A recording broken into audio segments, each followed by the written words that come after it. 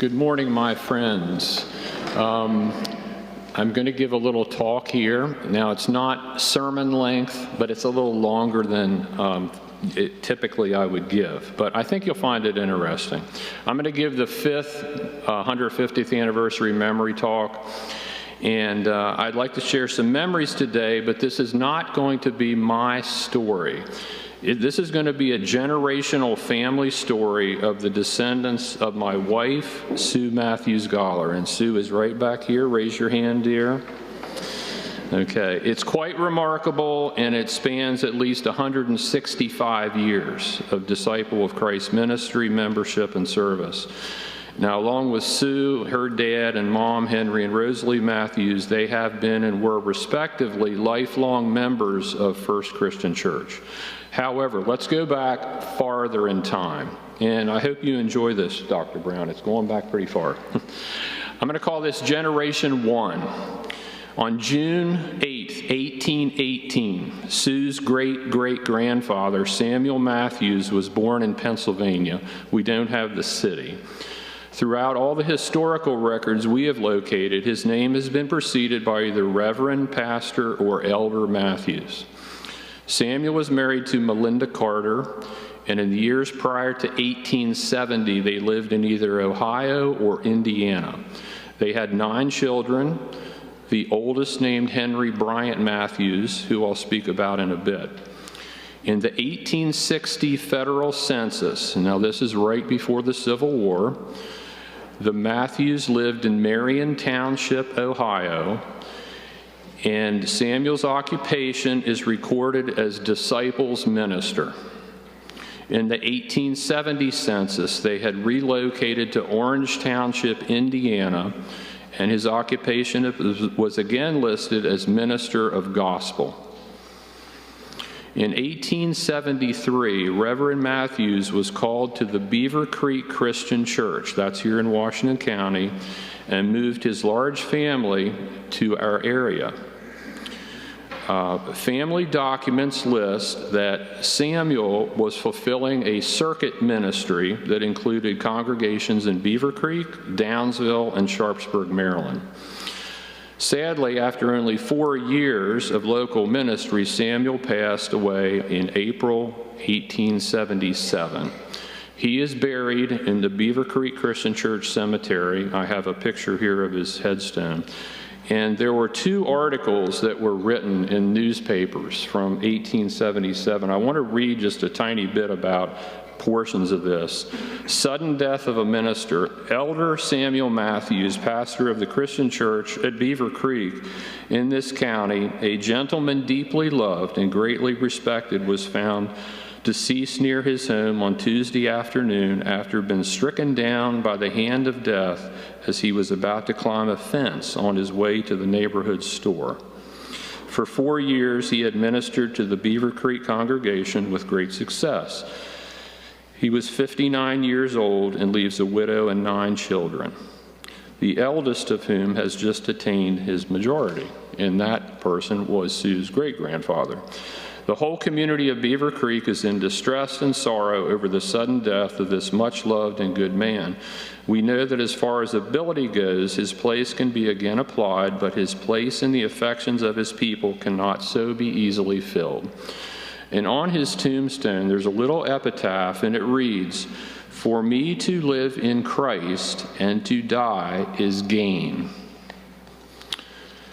Now, his death was only 2 years after the founding of our congregation, which was 1875, so I'm sure he was aware or involved with our infant congregation.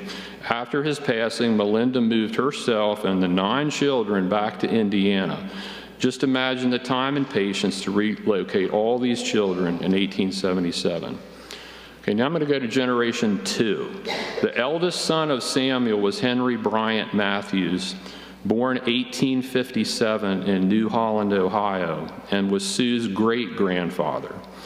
He must have liked Washington County because after his marriage in Indiana in 1880, he and his new wife, Katie, returned to Beaver Creek area. They had went back to Indiana, now they came back to Beaver Creek. At some point in the mid-1880s, Henry and Katie moved to downtown Hagerstown and were members of the First Christian Church on South Potomac Street. We do have a photo evidence that Henry served on the 1892 official board of the church. Now, I know you can't see this, but he is right here at the top. That's Henry Matthews. This is 1892, the downtown church on the front steps. Now, there's a lot of other names on here. I'm going to read a couple names that if you've been a longtime member here or of Hagerstown, you'll recognize these names: Rohr, Brandt, Psalm, Wagaman, Bittner, and Newcomer. A lot of these people were business people in the early 20th century here in the city. Now, the minister in 1892 was Reverend P.A. Cave, and he's right here. Again, I know you can't see. He was like the 8th minister at the South Potomac Church.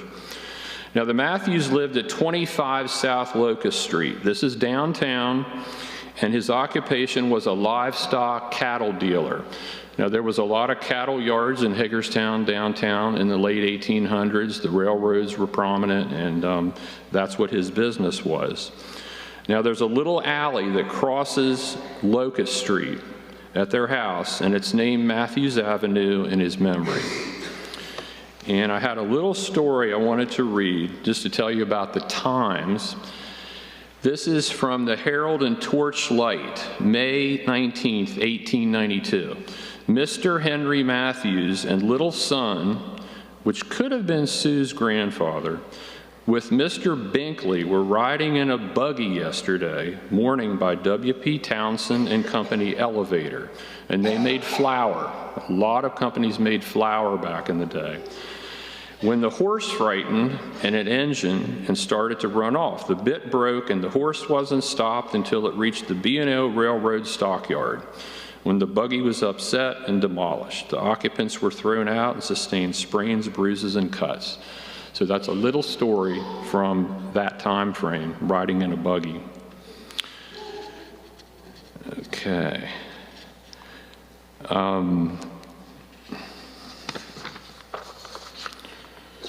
Katie, his wife, passed in 1916, and her obituary from the local paper reads, Mrs. Matthews was a lifelong member of First Christian Church, taking an active part in worship and member of the choir for 30 years, and taught Sunday school. In 1930, Mr. Matthews was elected as judge of the Orphans Court for Washington County. That's probate court, and we still have that probate court. He was hereafter referred to as Judge Matthews until his death in 1934.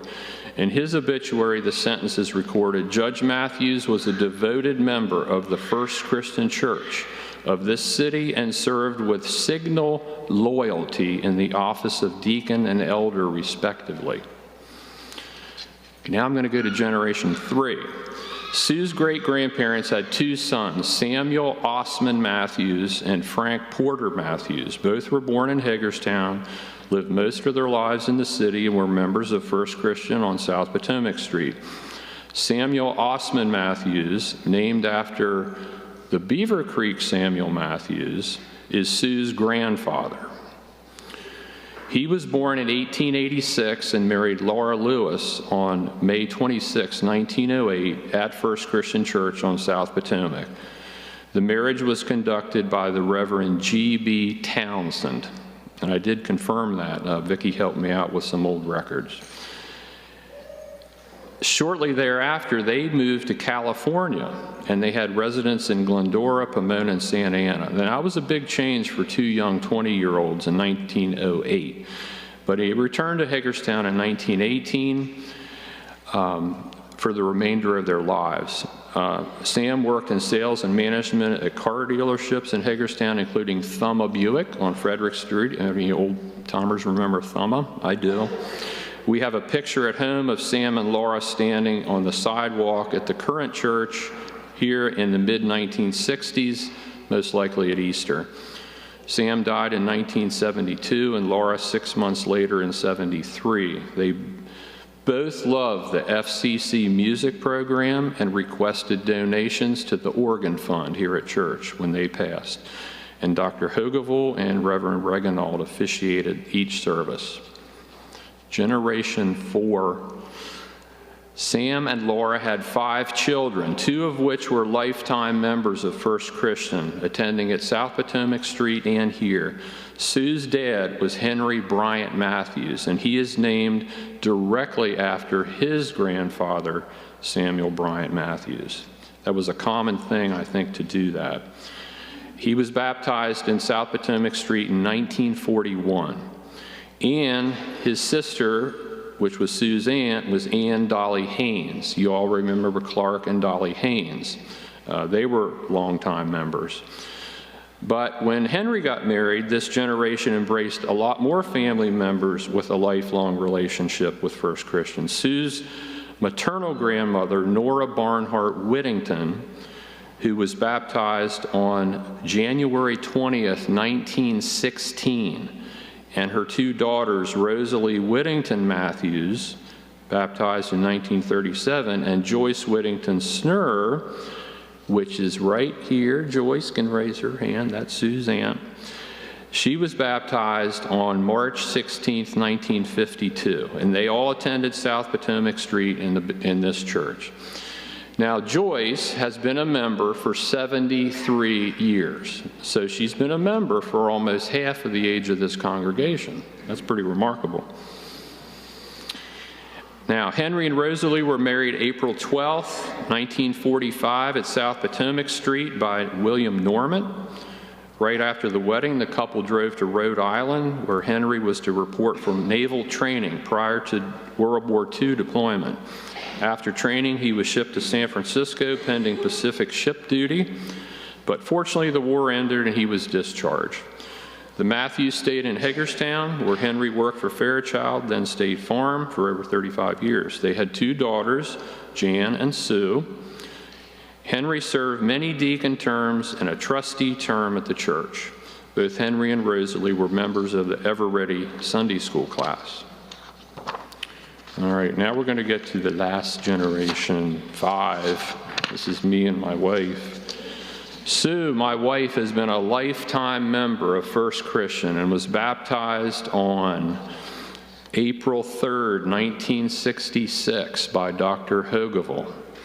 She has fond memories of Sunday school and being a member of the youth choirs and the teen groups.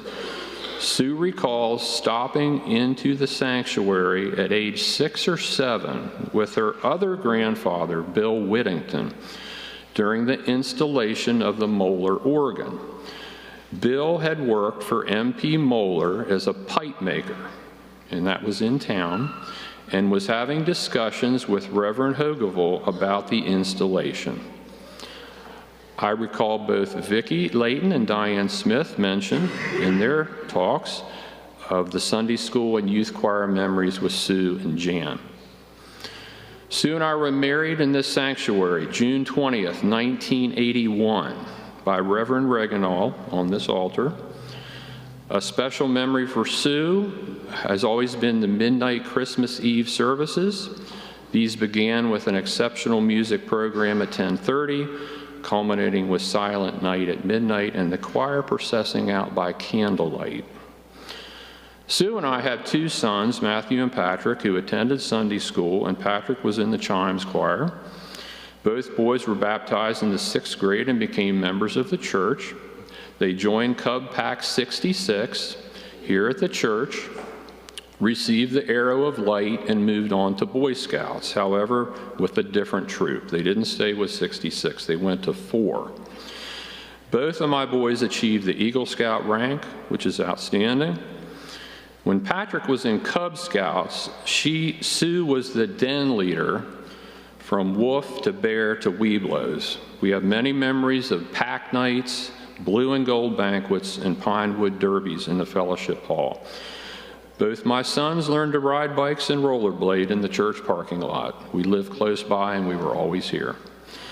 To sum this up, beginning in at least 1860, the Matthews family name has been associated with Disciples of Christ, and for almost 140 years with First Christian Church.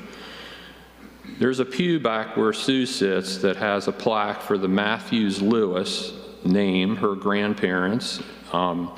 They contributed, I believe, when the church was built. So it's quite a remarkable story, and I hope you enjoyed this trip back in time. Thank you.